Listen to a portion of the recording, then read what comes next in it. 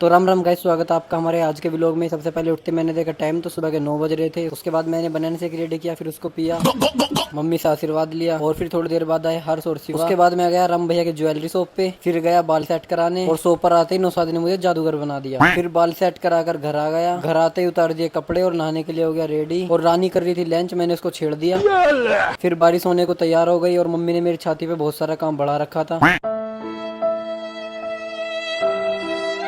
फिर जूली मेरे से खेलने लगी। उसके बाद मैं नौशाद आ गए गेहूं पिसवाने के लिए और जैसे ही हम दोनों चले बहुत तेज बारिश आ गई। थारी बहन की। उसके बाद मैं आ गया शिवा के पास। फिर मैं शिवा निकल गए बारिश में नहाने के लिए। नहाने के बाद पहन लिए कपड़े क्योंकि हमें जाना था क्रिस भाई के घर, उनके लड़का हुआ था। फिर थोड़ी देर में आ गया सनी और सनी ने मम्मी से आशीर्वाद लिया। फिर दोनों भाई निकल गए गैल में और पहुंच गए हॉस्पिटल। और वहाँ हमको मिली हमारी पुरानी दोस्त गुनगुन और क्रिस भैया को दी बधाई और गुनगुन को साइड कर आंटी का आशीर्वाद लिया। फिर मिला बेबी से। फिर पहुंच गए क्रिस भाई के घर और फिर गुनगुन ने बच्चे का गृह प्रवेश कराया। फिर क्रिस भाई ने मुझे बैठा दिया गेस्ट रूम में। उसके बाद क्रिस भाई ने बोला भाई अपना ही घर समझो।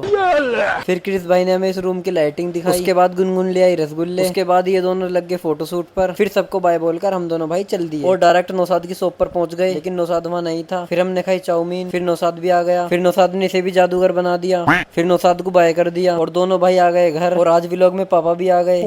इसी के साथ व्लॉग का करते हैं and. Thank you so much, love you.